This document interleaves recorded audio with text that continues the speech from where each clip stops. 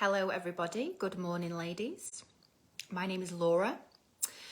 For those of you who don't know me, I'm going to introduce myself properly because I'm aware that a lot of the time I tend to just come on and assume that people know who I am, and some of you don't or might not. So my name is Laura. I am based in the UK and I am a transformational facilitator. Morning Jess, hello. Do say hi when you come on. It's always a pleasure to interact with you on these lives. So yeah, I trained as a transformational facilitator in 2020 in the jungle of Costa Rica. I have also trained in yoga, I've trained in Tantra, I have trained with Melanie and Leah. I've done 1 year of the Alpha Femme experience. So I am now an alumni of the Alpha Femme experience. And I do group coaching programs, I do one-to-one coaching, and I mainly coach via Facebook Lives and Zoom calls on group programs. Oh my goodness, hello everyone, this is exciting. It feels really good to see lots of you coming on so quickly. So good morning Amanda, well done for waking up on time and joining me. I know 9 o'clock in the morning on a Sunday is not ideal for everyone. Morning AJ, I'm so glad that you're here because I know that you expressed that you've got a party or an event coming up soon and this could be really helpful for you. Katie, I know that Katie set her calendar up a couple of days ago to make sure that she could be here. So thank you so much, Katie, for making that effort. That really touched me that you were going to put it in the calendar. Morning Jess. Beatrice, thank you so much for always being so present with me and for all of your incredible words of affirmation that lift me up more than you know. Beatrice, you're a legend. So if you are coming on live now, please do say hello. And if you're coming on the replay, then please do say hello on the replay. I always like to know who's been with me, whether you've been with me live or later. And I always like to know what's touched you, what's awakened something in you, you know, how it's landing. Super helpful for me to know those things. So thank you to all of you who do that regularly. So, the topic for this morning is I want to introduce you to the inner twins. Now, some of you are going to be working with me in about 10 days time on the inner twins class, which is super exciting. I'm genuinely starting to feel excitement in my body to start the program. Jess here is going to be with me as well. Let me just see what Katie's saying. Full moon had me up till 6 a.m.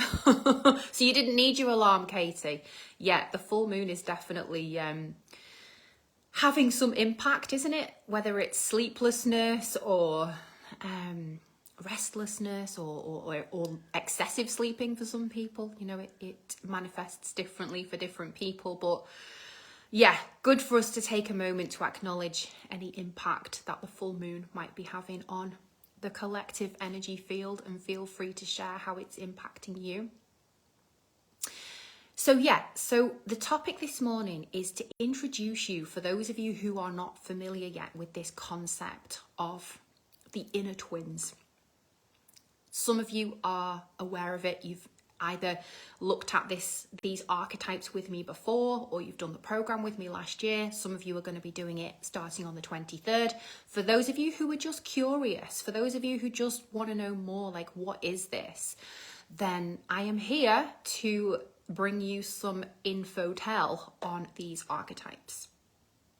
Hello Louise, thank you so much for joining. I love it when Louise is here. She gives me an extra zing. So I remember, morning Cindy as well. I remember 2 years ago when I was in Costa Rica in the jungle, having some fascinating conversations with my friend Maru on the topic of the inner child, right? And Maru and I just naturally activated in each other these conversations around childhood, memories of childhood, characteristics that we had as a child, personality traits. We used to do very magical child activities with each other during the lockdown in the jungle. Maru's very much like a fairy. She's tiny. She actually can communicate with fairies and she really has a fairy energy.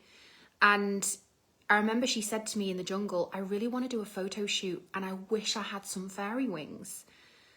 And I said to her, I'm going to make you some. I'm going to make you some fairy wings. And I'd never made anyone fairy wings before, but I just found myself naturally foraging in the jungle for like, you know, branches that were kind of bendy enough for me to bend them into the shape of wings.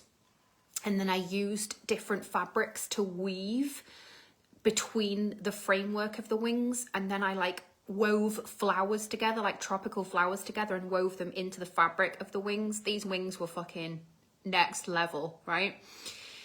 So Maru naturally brought out my magical child. So that's this one. The one with the dark hair is my magical child. This one, the one with the blonde hair, she is my wounded child, okay? So the conversations that I had with Maru and the personality traits that she brought out in me were very much this one, the magical one, the creative one, the spontaneous one, the playful one, the one who just knows that she can make anything. Like, I didn't think to myself, well, wait a minute, can I make these wings? Do I know how to make these wings? I just had this impulse, like, this girl wants some fairy wings and I'm gonna make them. That's the magical child. She doesn't second guess herself. She doesn't doubt herself. She gets the creative impulses and she just runs with it, right? Maru and I used to laugh a lot. You know, we brought out the silliness in each other. We brought out we'd sit in the back of the car when we'd go to the beach and things like that with Shlomo, who was the owner of the retreat center where we lived. So he became very much like daddy, like he was like the daddy figure and we were kind of the daughters. And Maru and I would kind of giggle in the back, you know, and I remember thinking, this is crazy, like I'm 40 and I'm literally acting like I'm 12. But there was such a catharsis, there was such an enjoyment for me in meeting somebody who really, really called forth this magical child version of me, right? So she's playful, she sees the humor in everything, she's adventurous, she's curious, she's creative, she's all those things. She's impulsive, she trusts herself, she's very much guided by her own intuition, okay? She expresses herself authentically. Whatever emotions are coming up, she expresses them. This is the magical child. However, she does have a sister. She has a twin sister who is the wounded child, the blonde one. And the blonde one has had lots of experiences which have caused her to hold herself back, doubt herself, feel uncomfortable in unfamiliar situations, judge herself, compare herself unfavorably to other people, right? The school system has a lot to answer for as far as like how, you know, this archetype often ends up becoming the more dominant one, right? So what we're working with, ladies, in the here and now is a combination of these two, right? This one, this magical one, this adventurous one, this fun-loving one, she lives in you. And this one that's doubting herself all the time, that's scared of the world, that doesn't trust people, that's uncomfortable in unfamiliar social situations, she is also alive in you, right? And what I find is that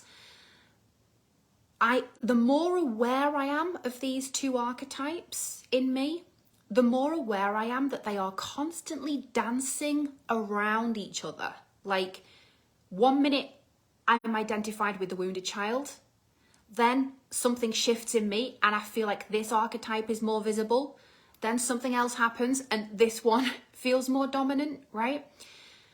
And if you start to observe yourself particularly in social situations, around the framework of these twins, you're going to start to notice the dance between them. Let me know in the comments if you are already aware of this dance, if you already notice it.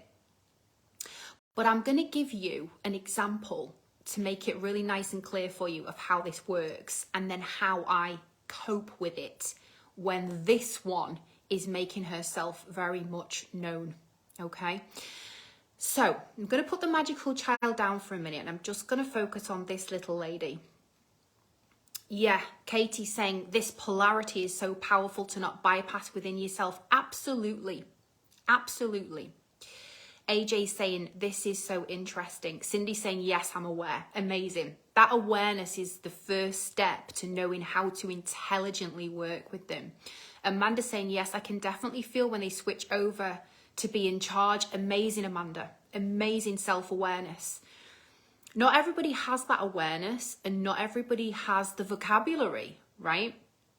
Even just giving it a name, for me, has been so helpful, because it's like, oh, that's the aspect of me that's currently dominating the room, you know? So, a few nights ago, my good friend Raquel was organising a clothes swap soiree, right? And I used to live with Raquel. So Raquel is somebody who feels safe to me, okay? Raquel has now moved into a house share, let's say 3 miles away from where I live. She was having the clothes swap, and it was also going to be a kind of come for a chilly, dinner beforehand, and we'll all sit round the table and have a chat. So it was going to be like a social evening. I knew there would be at least 10 women there. She invited me in the group WhatsApp, right? I saw the invitation and this little lady was like, oh no. Oh no, I'm being invited to a social occasion where I'll have to meet people I don't know. Feels shy. She feels shy. So what she did was she ignored the invitation. And she thought to herself, well, I'll just hide and I'll just see what happens in a few days if I feel like going. On the day of the soiree, which was Tuesday, I had just finished a group coaching call with Amanda and AJ. So we were on the call with Nikki. And you like the puppet voice? They do have voices, Katie. They do. So the invitation came again, flashed up on my phone just after I'd finished the coaching call. Hi, ladies. Just a reminder that tonight we have the clothes swap. Are you still coming?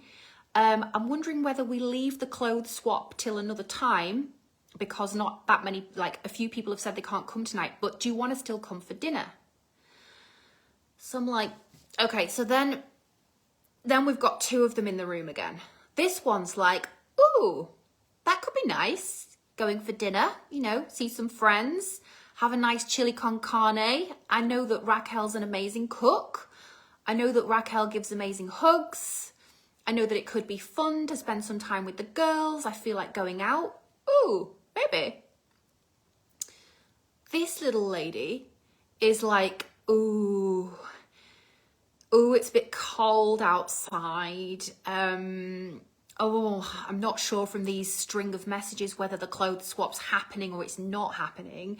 If it is happening, I'll have to dig out some clothes to bring. And I don't have any clothes to bring, and maybe people won't like them. Or I don't want to let go of my clothes that I like because I like them. So that's difficult. So I don't know. And also, there might be people there that I don't know, and I might feel shy, and I might not know what to say to them. And I might be really uncomfortable. I just want to go home. So maybe I shouldn't go. You see how it works?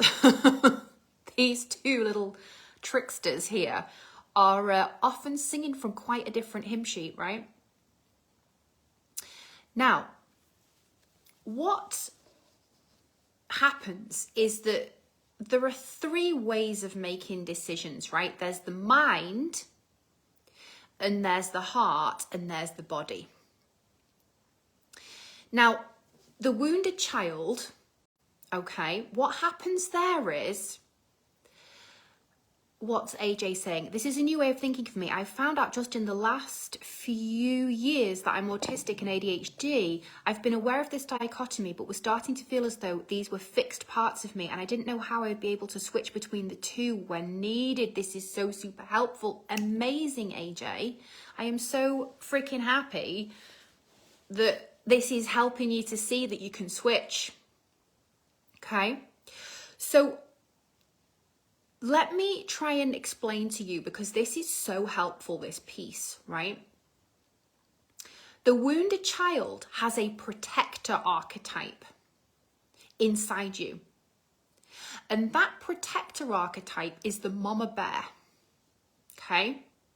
So the voice inside your head that's saying, well, it's a bit late for me to go out now. I might not know people. I might feel uncomfortable. Perhaps I'll go next time. It's a bit cold. I've got some pasta in the fridge. I could just eat that. Do you know what I mean? The mama bear archetype is the one that's giving the wounded child all the excuses that she needs to not go. Okay? So you've created that protector archetype inside of you to give you all the excuses in the world. Let me know if this resonates, right? The wounded child exists in the realm of the past and the future, okay? So she's scanning for reasons why it might not be safe or it might not be a good idea. That's all going to be in the future. And she's scanning for things that have happened in the past in social situations that didn't feel good that might be recreated if she goes tonight. Yeah? Is this making sense? So she is very much governed by past and future hypothetical realities.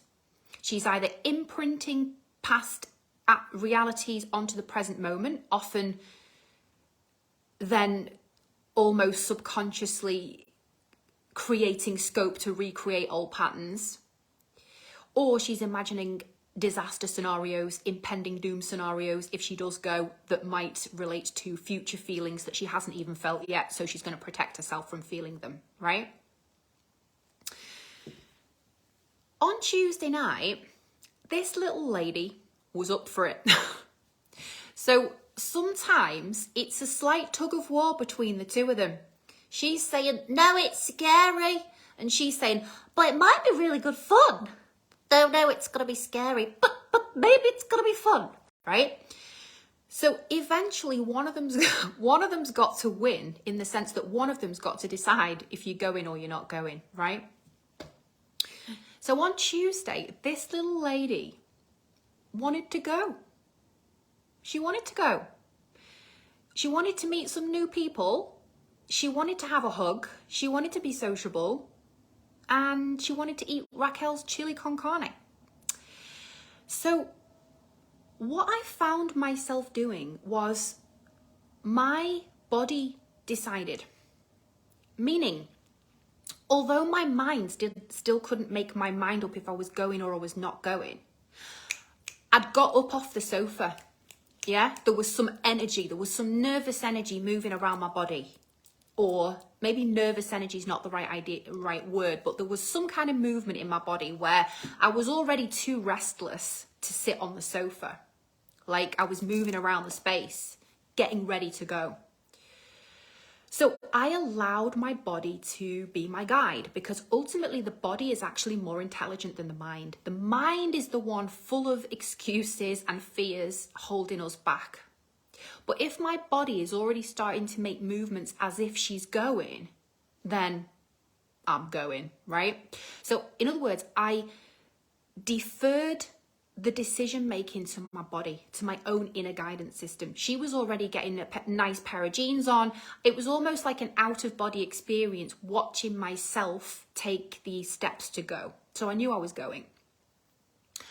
While I was getting ready to go, this little lady was still in my ear saying, oh, but I'm really tired. And you know, if I'm tired, then I'm cranky. And if I'm cranky, I'm not going to enjoy myself, right? And my adult self, my inner loving mother, because that's the opposite archetype to the mama bear, the inner loving mother archetype in me said, well, you are a bit tired, but you're going to be tired whether you go or you don't go. You're going to be tired whether you go there or you stay here. And actually, maybe the tiredness that you're experiencing is a kind of lethargy because you're not actually putting yourself out there enough into new and stimulating situations to overcome the tiredness. Does that make sense? Like, we need to put ourselves in stimulating situations sometimes to bring new energy streams through our experiences, right? It's good to meet new people. It's good to go to a different house. It's good to eat different food. We need these changes. But often this little lady is really quite scared of that. And that's where the inner loving mother comes in, where we dialogue with her and we say to her, it's okay. So your inner loving mother archetype, if she is working healthily for you, is both challenging you and resourcing you. Okay?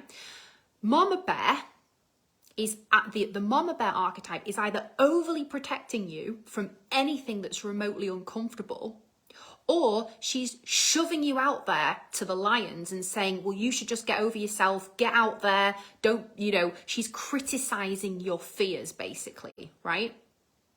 Or shaming you into putting yourself into situations that might not feel comfortable. That's the Mama Bear.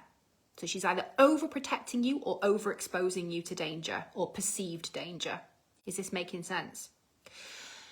The inner loving mother, when she's working well for you as an archetype, as an internal archetype, needs to be challenging you and resourcing you all the time, stretching you and resourcing you. So what I mean by that is that my inner loving mother that night was like, we're going to go. Yeah, she's making the ultimate decision. We're going to go. And we're going to make it as safe for ourselves. I'm saying ourselves because all of these archetypes are alive and well in us, right? There's multiple personalities in there. We're going to make it really safe for ourselves because we have a car. So we can go and we can leave whenever we want. We have that freedom. Also, my inner loving mother had already texted Raquel to say, is it okay if I just stay for an hour or so? Because my wounded child can get really activated. Let me know if you resonate with this one. If she feels like she might get trapped in a situation that's uncomfortable for longer than she is able to be there comfortably, right? That fear of getting trapped in the wrong place. Most of us have probably got that fear because when we were kids, when we were very young, we were probably dropped off with childminders and left there for longer than was comfortable, or we were deposited in social situations that we didn't feel equipped to deal with, right? And that fear came in, and that creates a trauma response of I get put in unsafe places and I don't know how to escape, or I don't have the power to choose when I escape, right? This is all inner child wounding stuff. We've all got that. It doesn't matter whether you had amazing parents, disastrous parents, or somewhere in between. We've all experienced traumatic situations where we've been left somewhere where we did not feel safe, right? So I talk to her, or my inner loving mother talks to her a lot and says, well, we're just going to go for a short period of time. If we want to stay longer, if this little lady gets excited and she's enjoying herself and we want to stay longer, we're going to stay longer. If this little lady starts to feel uncomfortable for a prolonged period of time, because there are moments of discomfort, there are moments of discomfort that, it's healthy to override. If it becomes prolonged discomfort, then this lady needs to know that the inner loving mother is going to remove her from the situation when she feels ready to go home. Okay? So I often put measures in place before I go to places where I'm not sure how I'm going to feel to make sure that I can leave when I want to leave. Let's see what people are saying here. This resonates. Gosh, there's so many comments. I might have to come back to these. But Amanda's saying, struggled with this a lot when I was a young adult. Hated being stuck in a nightclub with friends, not being able to get... Yes, me too, Amanda. Fucking hated that. So some of this trauma relates to the teenage years as well, right? It's not just the childhood years, it's the teenage years as well, where we got stuck. And look how many people have acknowledged Amanda's comment, because everyone's resonating with that horrible feeling of being stuck. So can you see that when we felt stuck and trapped in situations in our formative years, it often creates an overprotective mama bear archetype, giving us every excuse under the sun not to put ourselves in situations that could be challenging, right? Or where we feel like we might not be able to get out of it. The flip side to that is that this little magical lady who wants to go to new places, who wants to make new friends, who wants to have fun, is missing out quite a lot, isn't she? Because of the fears of this one. So we have to learn to work with them both if we want to lead ourselves as adult women in an intelligent way, right? We have to acknowledge that these two are constantly dancing around each other. I'm going to come back to your comment, Katie, because I think you've done like an amendment to it, and I'm not sure what that means as the one that's appearing in front of me now, but I'll go back to it. So, my inner loving mother talks to this little lady and says, we've got a car, so we get to choose when we go and we get to choose when we leave. Also, Raquel is a really safe friend. You feel safe with her and you know her house, you know the layout of the house, you know the other housemates, you're familiar with the house. That creates a little bit more confidence in this archetype, right? She's like, oh, okay, yeah, we do know the house, we like the house, we know how to get there, we know how to get home, and we know the people, and we know that they're nice people. Okay, so this is resourcing her, yeah? Challenging her is, although this might be uncomfortable for you at points, we're still going to go. We're still going to go. But as the inner loving mother, I am not going to abandon you. Right? This is such a powerful point that often when we were little and we were scared of new situations, certainly I can remember my mum saying to me, oh, Laura, like when we'd go to, family parties, I would be really overwhelmed by the number of people and all the cousins and the aunties and the uncles that I hadn't seen for such a long time. And they were all so confident and they were all older than me and there were so many of them. I was an only child. And I was often quite traumatized by going into these huge family gatherings once in a blue moon when I was used to a very small nuclear family setup, right?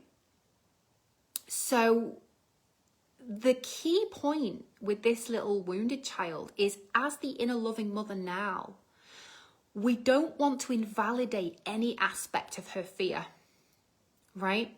That's how we re-traumatize her, is by abandoning her and judging her. The way to heal her is, we've made some really good estimations of, or risk assessments of this situation, right? Lucy's saying this is so helpful to me. Yeah, we've done the risk assessments.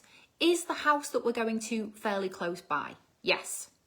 Can we get home as soon as we want to get home? Yes. Are we going into a relatively safe environment? I.e., we already know some people there, we trust them, we know they're good people, we know they're heart-centered people, we know that they love me and care about me. Yes. Okay. So this feels like a good risk, yeah? So a big part of the inner child healing work is to make the distinction between uncomfortable and unsafe, yeah? When we were little and we were put in unfamiliar situations, we often felt very unsafe. The nervous system processes uncomfortable and unsafe with very similar signals. So we're getting the feeling this isn't safe in our body, when actually there's a really big distinction.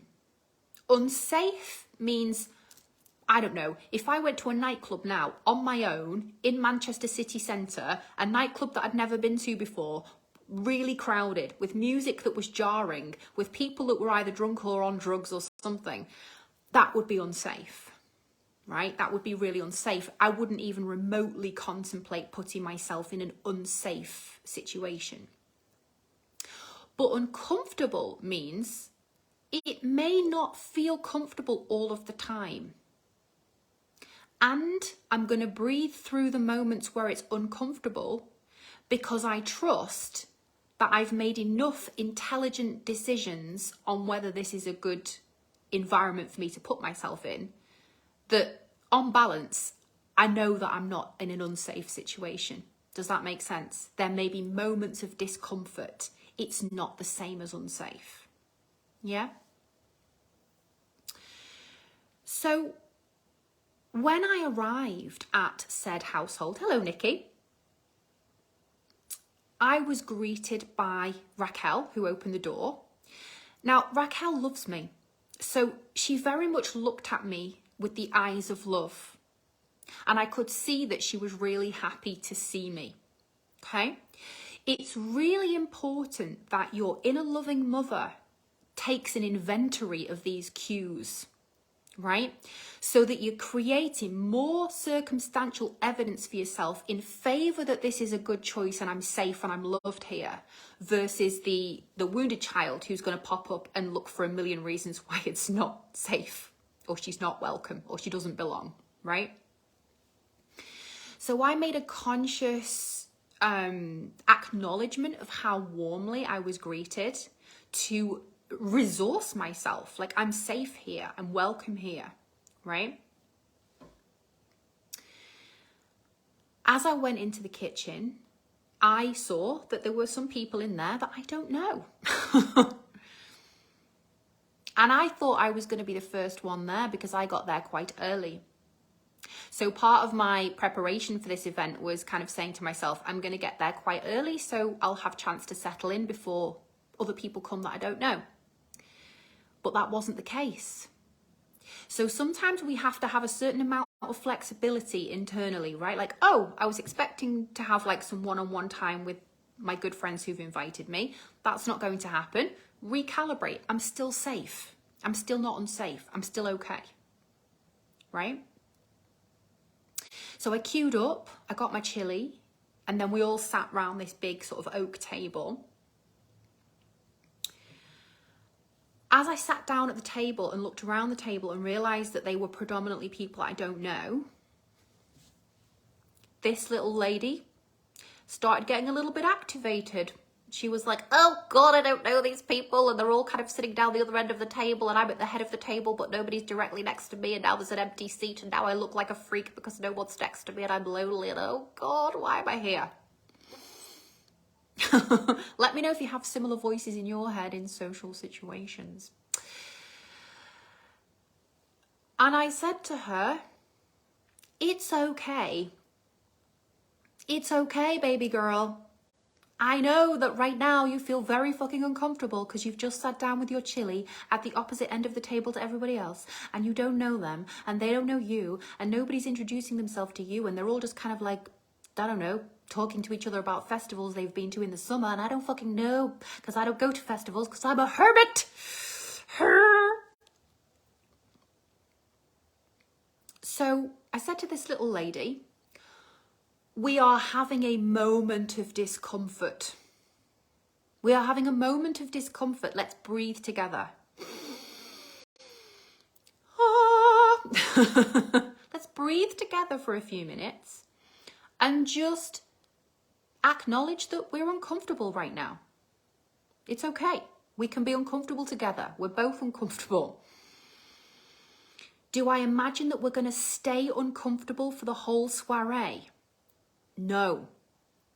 No, we're not. We're just uncomfortable now. Okay. We can work with this. We can breathe through this.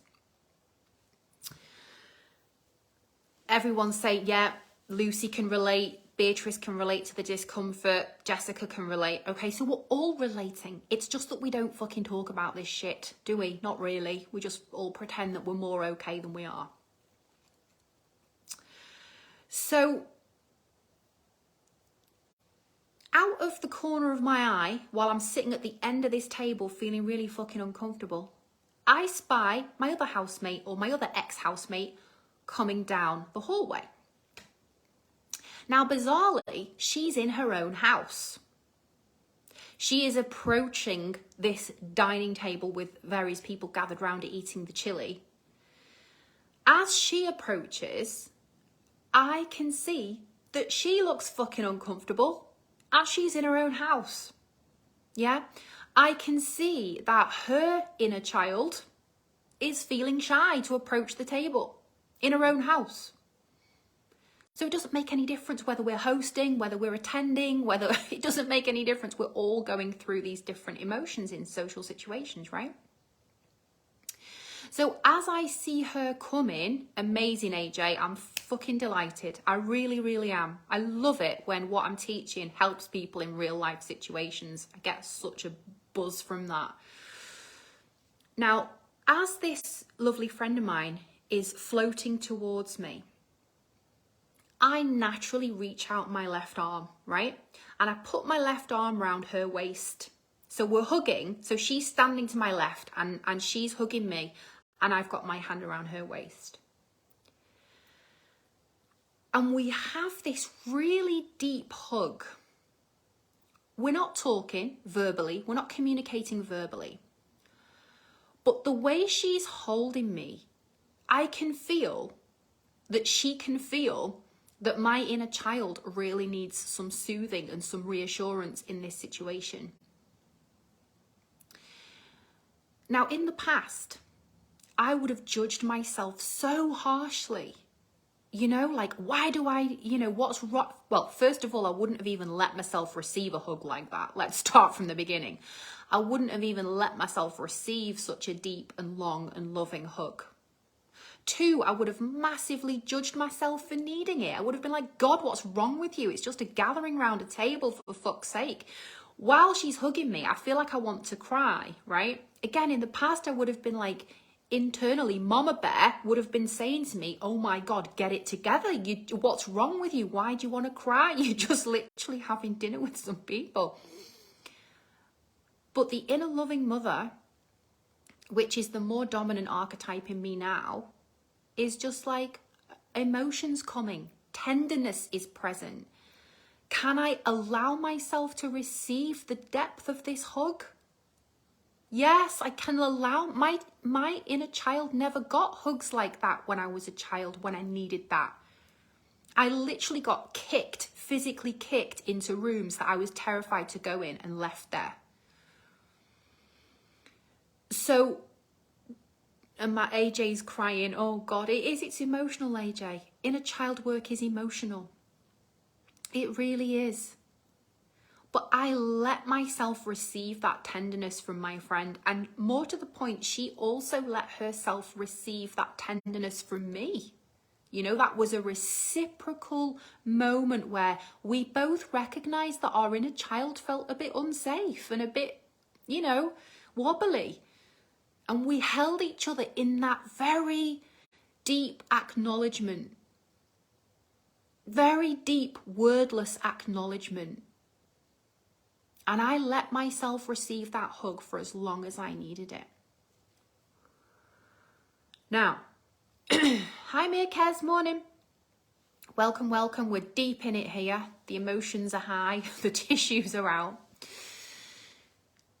After I'd received that long hug, something in me settled down, right? Something in my nervous system settled down. And as we gathered around the table, and as 2 very safe people sat to my left and to my right, I felt my level of comfort in that situation increasing exponentially, right?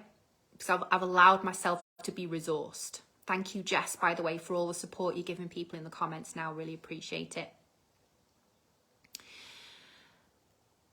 the conversation around the table started to move in the direction of plant medicine, different healing modalities, stuff like that.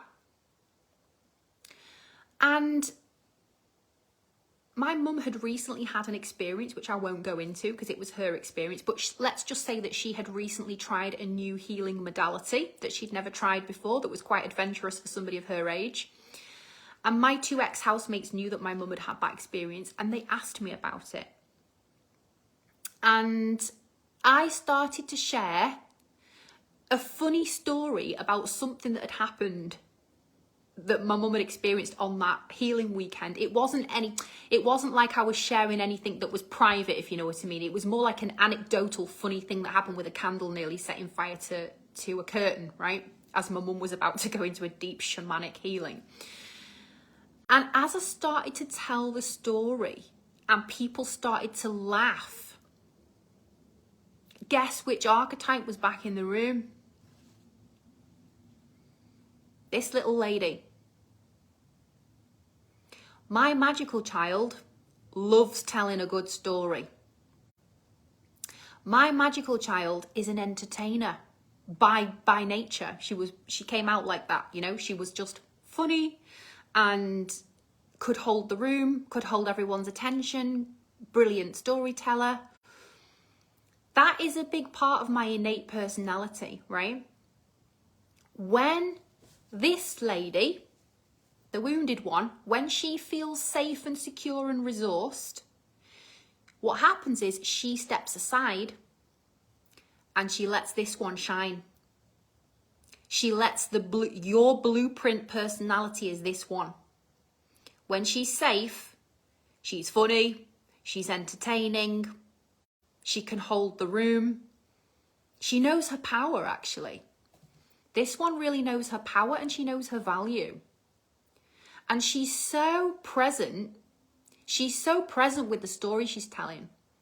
And she's so captivated by people's attention and people's laughter. There's no part of her that's thinking, do people like me? Is this okay? Am I taking up too much space? Is this interesting? This one worries about all those things. This one's just fully alive in the moment, responding energetically to everyone else's approval and laughter and attention. We've been conditioned to think that wanting attention is bad or wrong. The magical child fucking thrives. She thrives off attention. She fucking loves it. She's funny as fuck. So yes, Katie, the magical child is very synonymous with power. So the more you learn to connect with her, the more you connect back with your innate power, your innate gifts. But while this one has been programmed to feel ashamed of her power, or afraid of it, or guilty about wanting attention, all of those shadowy things stop this one from shining like she's meant to shine. Right? So, in a nutshell, think of this one as a kind of hostage taker, but we have to be nice to her. Like, she holds this one hostage when she feels unsafe. This one might be peeping out from behind, but essentially, for as long as this one feels unsafe, she ain't gonna let this one take center stage. So the only intelligent thing for us all to learn to do is to dialogue lovingly with her, to acknowledge all of her fears, to acknowledge all of the ways that she is feeling unsafe or uncomfortable, to give her bite-sized challenges, like we're going to go, but we're just going to go for an hour, or we're going to go, but as soon as you feel very uncomfortable, we're going to leave. You know, we talk to her. And once she feels that she's being listened to, Mirkez is saying, this is where I still feel that I have work to do. Absolutely. We all do. Definitely. As soon as she feels like we're not abandoning her, we're listening to her, we're validating her and we're giving her different tools to resource her, as soon as she feels comfortable, she calms down and she lets her sister take center stage. You see how it works? We mustn't demonize this one, okay? She is the protector of the magical child. She shows up to make sure that this one doesn't get hurt, doesn't get overexposed, doesn't get put in an unsafe environment. So she's not the enemy. And that is a really important part of the healing movement here. She's not the enemy. She's the protector. So we have to dialogue with her so that she feels safe enough to let her sister, who is the most vulnerable part of us, because she's also the most authentic part. She's the part of us that hadn't yet learnt to fear everything, that allowed herself to dance with life. So they're a team. They're a team. We want to learn to work with this one so we can reconnect with this one. Is this making sense for you all? Jess is saying gently soothing and encouraging the wounded child. Absolutely. Cindy's saying she gets it. Mirkaz is saying it made her laugh. Lucy's saying it's so perfect to catch this as I'm off very soon to teach my first dance workshop in years. Both of these parts are coming up for me. Yeah, they will do. And AJ's got her social occasion tonight. She's got her own room so she can escape and resource herself. Exactly. Permission. So important, AJ. So thank you for bringing that word into this conversation, because as soon as we've got permission to resource the wounded child, the magical child can take more risks, right? They're an absolute team. So, on the 23rd of September, which is a week on Friday, I am going to be doing the full Inner Twins program. I have got 3 spaces left. I cap the Inner Twins at a maximum of 12, and there's 12 on this call right now, bizarrely, because it's so important to me to meet your wounded child and your magical child personally. Yeah? If you choose to step into this program with me, we will be meeting your personal wounded child and your personal magical child. And I will be working with you individually as well as a group to help you with specific tools that are going to work for your wounded child and specific tools that are going to work for your magical child, so that you really get to work with them both very consciously. This inner child work is a game changer. Knowing how your wounded child operates is a game changer. Knowing how your magical child is wired is a game changer. You will start to see, if you do the program with me, how these 2 archetypes are so palpable in your relationship to life, your relationship with others, the level of risk that you're willing to take in your life. They kind of govern all of it. And whatever the gifts are of your magical child, my program is designed to bring those gifts back to life, because those gifts have probably been lying quite dormant for many years because she was so squashed in childhood. So Jess is going to be assisting me on that program. Jess and I are going to be the archetypal inner loving mothers on the program for you. In other words, we are both going to be holding the wounded child version of you and stretching and challenging and encouraging the magical child version of you until you get to embody that inner loving mother internally. Does that make sense? So that you become the inner loving mother. But if we didn't have a skillful mother, maybe we had a loving mother, maybe we didn't. Chances are she wasn't necessarily that skillful. at handling your inner twins. So a big part of the healing process is to do a program and be held by two facilitators who have really got the skill set to hold those twins for you. There is such a healing movement in that. Such a healing movement in that. From there, you can step forth into the world with a level of inner resourcefulness that maybe you've never had. Maybe you've never had that.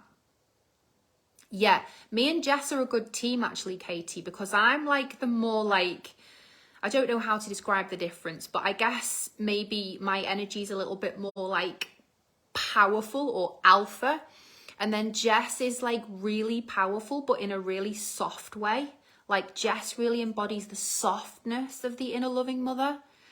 So we are actually a really beautiful combination. Beatrice is saying, I don't know why, I don't know who wouldn't want to step into this program. We also need this in our life. Absolutely. Absolutely. So on these lives, like I'm doing now, I'm giving you so much content, like I'm giving so much valuable content for free, which I'm really, really happy to do because my soul really cares about this inner child work. I want as many people to access it as possible.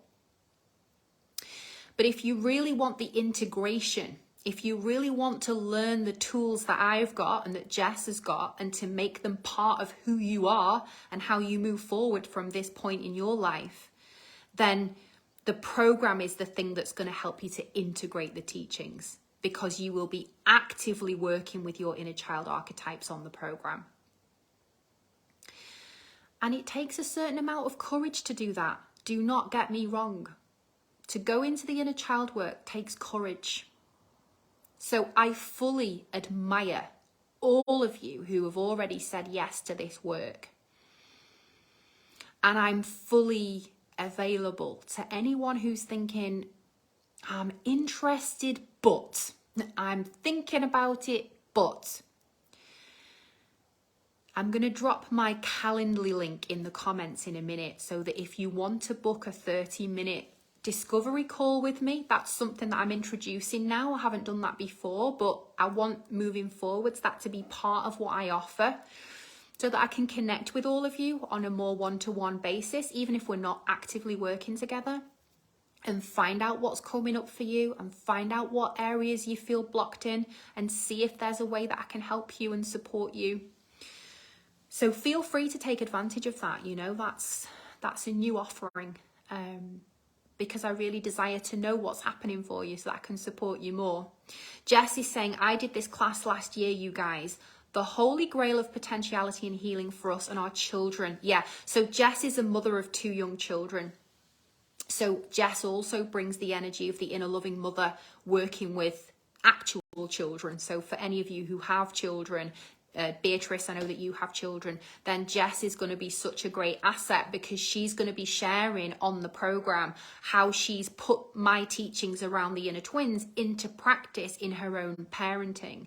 And Jess is doing such an amazing job with her girls of conscious parenting. Like I really do bow to Jess and the way that as a single mother, she's navigating such beautiful conscious parenting. And it just gives me full body chills that the twins program for Jess was really a big springboard into going deeper into the awareness of the inner loving mother archetype and the mama bear archetype and how they imprint onto the children. So if any of you have got any questions, feel free to reach out to Jess as well. AJ saying, I wish I'd known this stuff when my girls were young. Absolutely. But I tell you what, AJ, when you start to really embody this work yourself, no matter how old your girls are now, they will feel the shift in you and you will be able to offer them quantum timeline healing based on what you now know, because healing's not linear, right? So no matter if you're 30, 40, 50 years of age, 60 years of age, it doesn't matter. When you do this work, you are doing it for yourself, for your children, for your grandchildren, for the collective, for your friends, for your sisters. Because when you've embodied it, somehow by osmosis, it starts to ripple out into the way they relate to themselves and these archetypes inside of them. So thank you so much for being with me for my first little puppet show live. I really enjoyed bringing my two little assistants with me. So thank you for welcoming them so much. They both really appreciate it. Katie's saying, I just want to drop a love note of gratitude. Since our grieving session, I went full out last night during Kundalini, and you really opened up the alchemizing process for me. Katie. What a beautiful, beautiful share. Thank you. Such a pleasure, ladies, to do this work with you. It really is such a pleasure. If you are feeling a call to join us on the twins, so I'm going to be there, Jess is going to be there, Beatrice is going to be there, Alex is going to be there. Who else? Ingrid's going to be there. Whoever else feels like, fuck yes, I want to be on that twins program, message me in Messenger later, or book an appointment. Oh, Cindy is going to be with us on the twins. Either drop me a message in Messenger or make an appointment to have a chat with me on Calendly, and let me know any fears you've got. Let me know what fears this little lady's got. And if I can help you work through them to find a yes so that this one can shine again, then it will be my absolute freaking pleasure. Anya, hello. I'm just finishing, but welcome. You can catch it on the replay. Anya, this one's going to be super helpful for you. I can feel the inner child work is super important for you. So do watch this back. I'm going to save it now. Love you, ladies. You really are so supportive and so appreciative. And I just want you to know that I get so much value from sharing these teachings with you. So thank you again. AJ, good luck for tonight. Let us know how you get on. And Lucy, let us know how your dance event goes as well. I really want to know whether this class this morning really shifts something for you when you go into your dance session. Jess, thank you so much for supporting everyone in the comments. And I will see some of you on the 23rd when we get started. And for those of you who might like to take one of the remaining 3 places, you know what to do. Just drop me a comment or inbox me. Loads of love. Have a wonderful Sunday, and I will see you very soon. Bye for now.